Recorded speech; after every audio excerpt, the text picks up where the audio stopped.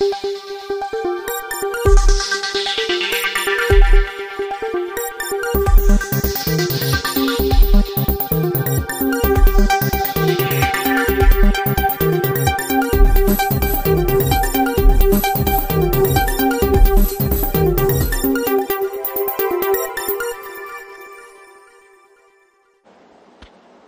पर उपस्थित भारत सरकार के गृह सचिव श्रीमान अजय कुमार भल्ला जी,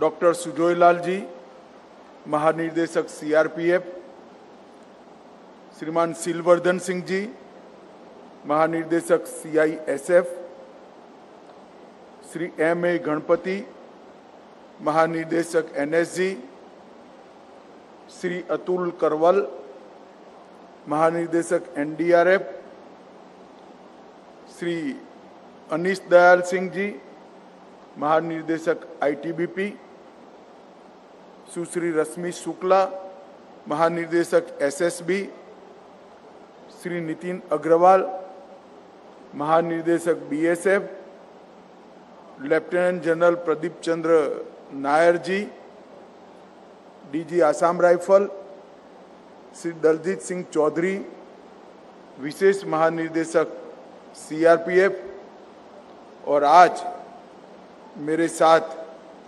इस कार्यक्रम में शामिल सभी सीएपीएफ से आए हुए प्यारे जवानों, भाइयों, बहनों और परिवारजनों, आप सभी को बहुत बहुत बधाई और शुभकामनाएं।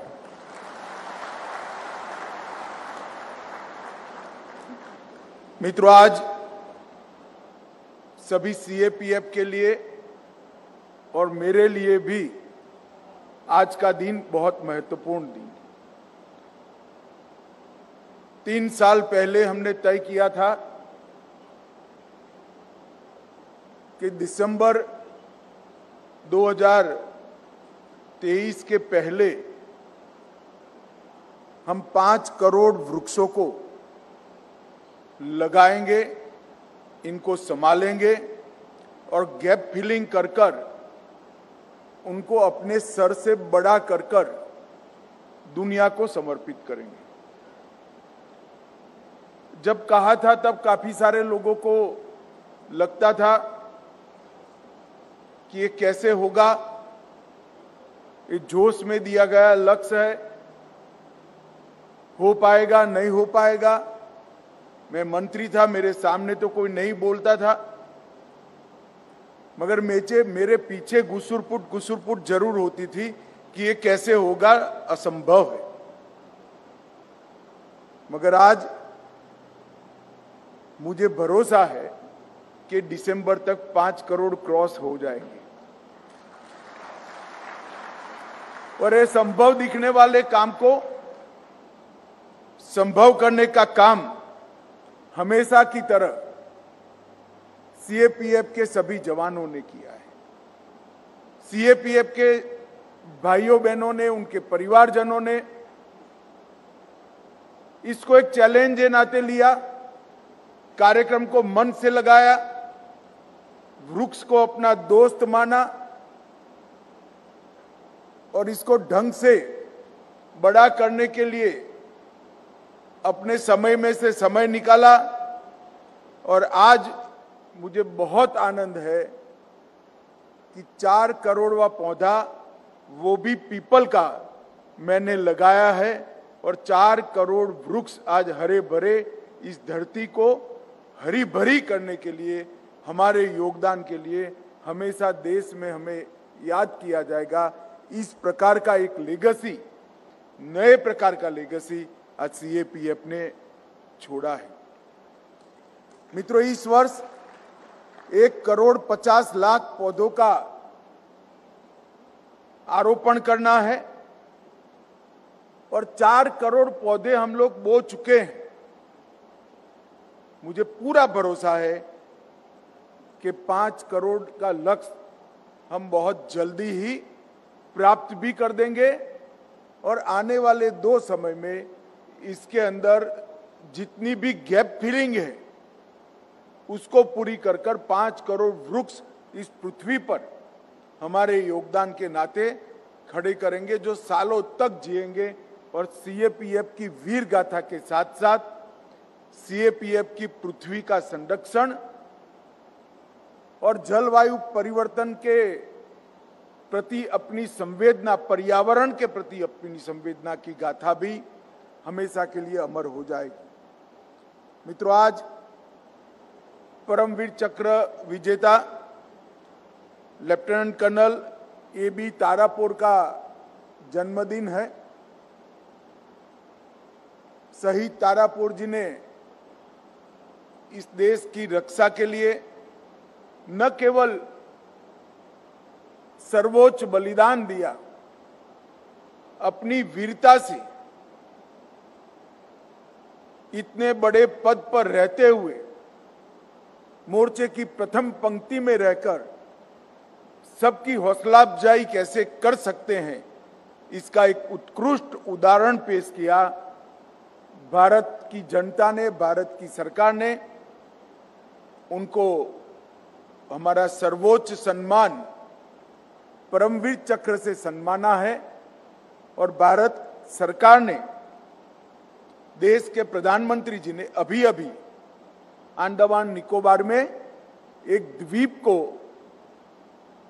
Lieutenant colonel AB. तारापुर का नाम देकर हमेशा के लिए उनको लोगों की स्मृति में जीवित रखने का काम किया। मैं आज तारापुर जी को बड़े मन से श्रद्धांजलि देना चाहता हूं। मित्रों, आज मैं जो आया हूं, ये वृक्षारोपण का अभियान एक महाकुंभ की तरह है। कुंभ ये देश की एकता और एकात्मता के लिए, हमारी संस्कृति को, हमारी धरोहर को हमेशा युवा रखने के लिए और ढेर सारे युवाओं में संस्कृति का आगे ले जाने के संदेशवाहक बनाने के लिए एक बहुत बड़ा आयोजन कुंभ का होता है। हर 12 साल में होता है। इसी तरह से ये वृक्षारोपण का 5 करोड़ के लक्ष्य का हमारा अभियान पर्यावरण संरक्षण का एक महाकुंभ है। एक और तो सीएपीएफ के सभी जवानों ने अपनी वीरता, बलिदान, त्याग और परिश्रम से देश की आंतरिक सुरक्षा है या सीमा की सुरक्षा, उसको चौक चौबंद रखने में कई रिकॉर्ड सृजित किए हैं। इसके साथ साथ चाहे कोई बड़ी आपदा आई हो या कोरोना जैसी महामारी, हमारे सीएपीएफ ने हमेशा अपने जान की परवाह करे बगैर देश की जनता के हर संकट में साथ में खड़ा रहने का एक जज्बा भी दिखाया है। और आज हमारी सीएपीएफ वाइब्रेंट विलेज कार्यक्रम के माध्यम से देश की सीमाओं पर स्थित हमारे प्रथम गांवों में जन सेवा और जन सुविधा, ये दोनों विषयों को भी जमीन पर उतारने का काम कर रही है। अब एक चौथा डायमेंशन इसके साथ जुड़ा है कि सीएपीएफ पर्यावरण की सुरक्षा के लिए भी संवेदनशील तरीके से सातत्यपूर्ण प्रयास कर एक के बाद एक वर्ष हमेशा परिश्रम कर 4 करोड़ वृक्ष को बड़ा करने का काम कर चुकी है और दिसंबर तक मुझे विश्वास है हम 5 करोड़ तक पहुंच जाएंगे। ये विश्व के इतिहास में किसी भी रक्षा के काम के साथ जुड़ी हुई एजेंसियों का पर्यावरण संरक्षण में सबसे बड़ा प्रयास माना जाएगा। 5 करोड़ वृक्ष हमारे सीएपीएफ ने मिलकर लगाए हैं और सच अर्थ में जब 2020 में मैंने एक पहली बैठक में गृह मंत्रालय के समिति रूम में इसकी शुरुआत करी थी, विचार रखा था, तब मेरे अलावे कोई नहीं मानता था। सभी लोग मानते थे कि फोटो ऑप हो जाएगा, मिनट्स सृजित हो जाएगी, प्रेस नोट चली जाएगी और वृक्ष तो लगते ही रहते हैं। मगर मैं भी आपके पीछे लगा, आप भी जवानों के पीछे लगे और जवान भी पौधे के पीछे लगे और 4 करोड़ का लक्ष्य हमने स्थापित कर दिया। गृह मंत्रालय के सभी अधिकारियों ने कई स्तर पर इसकी निगरानी करी। जितने भी डीजी आए उन्होंने ये कार्यक्रम को अपना कार्यक्रम बना। प्लाटून और सेक्शन लेवल पर इस कार्यक्रम को मन से अपनाया गया। कई जगह पौधों की रक्षा के लिए रक्षक बाड़ और पिंजरे भी लगाए गए और ट्रेंच बनाकर भी पौधों को जिंदा रखने की नई नई पद्धतियों का इजाद हुआ और परिणाम ये है कि आज 4 करोड़ वृक्ष इस धरती को हरा भरा कर रहे हैं। मित्रों, जब हम एक वृक्ष को लगाते हैं तब कई सालों तक, कई पीढ़ियों तक हम नई पीढ़ी को ऑक्सीजन देने की व्यवस्था करते हैं। जिस तरह का पॉल्यूशन हम जनरेट कर रहे हैं, इससे ओजोन के लेयर में छेद निर्मित हो रहा है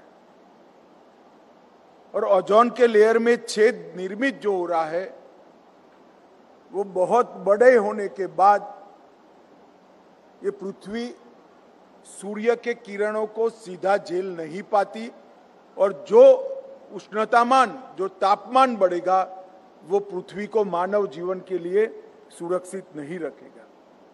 उसको बचाने का एकमात्र रास्ता है कि हम ज्यादा से ज्यादा वृक्ष बोए और कम से कम कार्बन डाइऑक्साइड की निर्मित करें।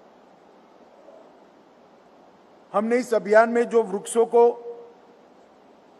सिलेक्ट किया है उसको भी मैंने स्वयं ग्लोबल वार्मिंग की रक्षा के लिए किस प्रकार के वृक्ष लगाने चाहिए इसका रिसर्च करा है।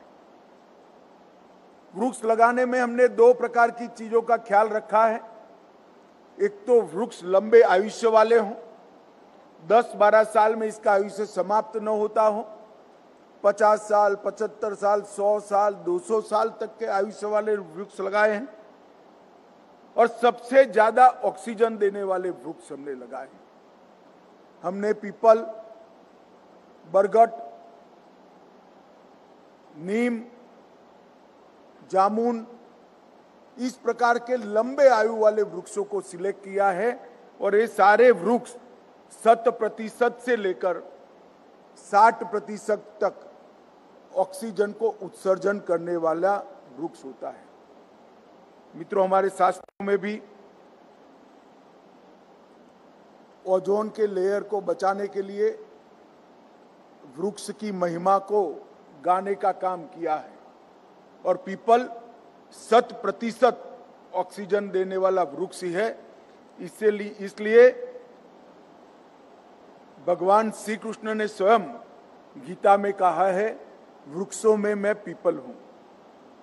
और ये जो वृक्ष हमने लगाए हैं वो वृक्ष अनेक सालों तक पृथ्वी की संरक्षण करने का काम करेंगे। मित्रों, प्रधानमंत्री मोदी जी ने भारत को कई क्षेत्रों में विकसित और आत्मनिर्भर कर दुनिया में भारत का स्थान मजबूत करने का काम किया है। परंतु सबसे बड़ा काम किया है जो हमारे पुरखों की धरोहर है। हमारी संस्कृति हमेशा से पर्यावरण सुरक्षा के साथ लगी रही और हमने भावना से भी और कृति से भी हमेशा पर्यावरण की सुरक्षा का काम किया और धर्म ने भी पर्यावरण को तवज्जो दी। तो कोई भी बिल्डिंग बनाते हैं, भूमि पूजन करते हैं, तो वहां शांति मंत्र बोला जाता है और शांति मंत्र में पशुओं से लेकर, वनस्पति से लेकर, औषधि से लेकर, मानव से लेकर अंतरिक्ष तक की शांति की चिंता करते हैं कि भूमि के अंदर जो गड्ढा कर रहे हैं उससे पर्यावरण का जो नुकसान हो रहा है, इससे गायों के मन में भी शांति हो, वृक्षों के मन में भी शांति हो, वनस्पति के मन में भी शांति हो, पशुओं के मन में शांति हो और अंतरिक्ष में भी शांति स्थापन थाय, ऐसा काम मैं हमेशा करूंगा। ये संकल्प हमारे हाथ से लिया जाता है। तो ये जो पर्यावरण की चिंता हजारों साल से हम कर रहे हैं, मोदी जी ने क्लाइमेट चेंज और ग्लोबल वार्मिंग के खिलाफ लड़ाई में ग्रीन इनिशिएटिव के माध्यम से समग्र दुनिया में ये लड़ाई का मुखिया भारत को बनाने का काम किया है। और इसीलिए G20 का एक सूत्र वसुधैव कुटुंबकम, एक पृथ्वी, एक परिवार, एक भविष्य दिया गया है। हमने फ्रांस के साथ इंटरनेशनल सोलर अलायंस की शुरुआत की। एक सूर्य, एक दुनिया, एक ग्रिड परियोजना की शुरुआत की। शुरू में विकसित देश कुछ अचंभे से और कुछ मजाक से इस अभियान को देख रहे थे। मुझे आनंद और संतुष्टि है कि मखौल उड़ाने वाले सारे लोग आज सोलर अलायंस के मेंबर बनकर इसमें सहयोग कर रहे हैं। ये भारत की बहुत बड़ी उपलब्धि है। पर्यावरण के प्रति सजग जीवन शैली लाइफ के माध्यम से मोदी जी ने हमारी पारंपरिक जीवन पद्धति को दुनिया के सामने फिर से एक बार उजागर किया है कि सालों पहले गुलामी के कालखंड में जिसका मजाक उड़ाया जाता था, वो हमारी पारंपरिक जीवन शैली ही पृथ्वी को बचाने का एक साधन बन सकती है। लाइफस्टाइल फॉर एनवायरनमेंट और लाइफ मिशन, ये दो आज पूरी दुनिया इसका अनुकरण कर रही है।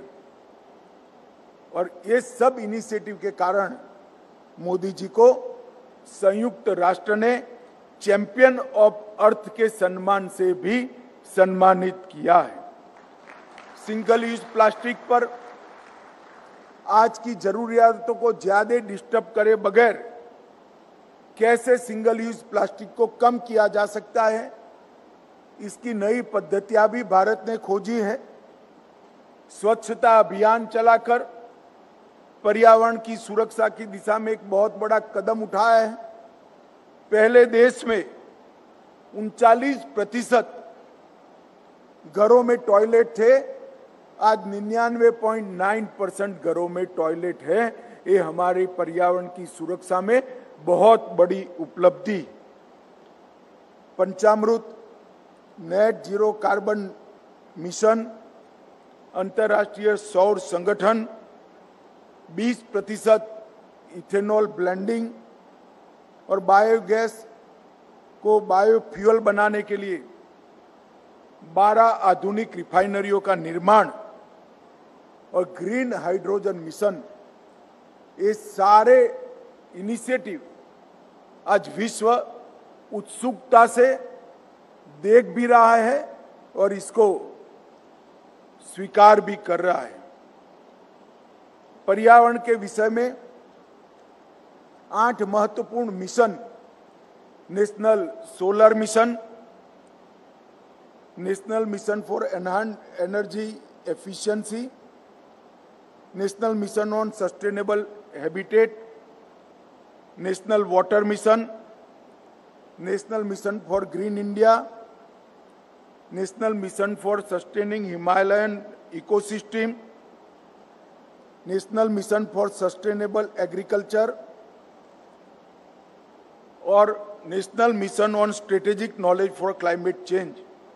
ये 8 इनिशिएटिव ने एक नए तरीके से सालों से जो हमारी युगों से जो हमारी धरोहर थी पर्यावरण की सुरक्षा, उसको समग्र विश्व के सामने नए सिरे से प्रस्तापित करने का काम देश के प्रधानमंत्री जी ने किया है। मुझे आज बड़ा आनंद है कि हमारे सीएपीएफ ने भी इस अभियान के एक हिस्से के रूप में आज 4 करोड़ वृक्ष लगाए हैं और जिस दिन 5 करोड़ वृक्ष लग जाएंगे, हम गौरव के साथ अपनी संवेदनशीलता को समग्र देश के सामने रख पाएंगे कि सीएपीएफ सिर्फ आपके जीवन की सुरक्षा के लिए नहीं है, पर्यावरण की सुरक्षा कर आपके अच्छे जीवन के लिए भी सीएपीएफ बहुत अच्छे तरीके से काम करता है। मित्रों, आज मैं सीएपीएफ के छोटे से छोटे अधिकारी से लेकर यहाँ बैठे हुए सभी डीजी के तक और सीएपीएफ से लेकर गृह सचिव तक पूरे गृह मंत्रालय के सभी कर्मचारी, अधिकारी और विशेषकर जवान भाइयों बहनों को बहुत हृदय से बहुत बहुत अभिनंदन भी देना चाहता हूं और बहुत बहुत साधुवाद भी देना चाहता हूं, क्योंकि आज एक असंभव लगने जैसे मिशन को आपने यहां पर पूरा किया है और मुझे भरोसा है कि 5 करोड़ वृक्ष हम संभालेंगे भी, बड़े भी करेंगे और वृक्षारोपण के कार्यक्रम को हमेशा के लिए सीएपीएफ जैसे देश की सुरक्षा और वीरता को आपने अपना स्वभाव बनाया है, इसी तरह से पर्यावरण की सुरक्षा को भी आप अपना स्वभाव बनाएंगे, इसका मुझे बहुत विश्वास है और इसका आनंद भी है। फिर से एक बार सभी को धन्यवाद और साधुवाद देकर मेरे शब्दों को यहाँ समाप्त करता हूँ। बहुत बहुत बधाई और अभिनंदन।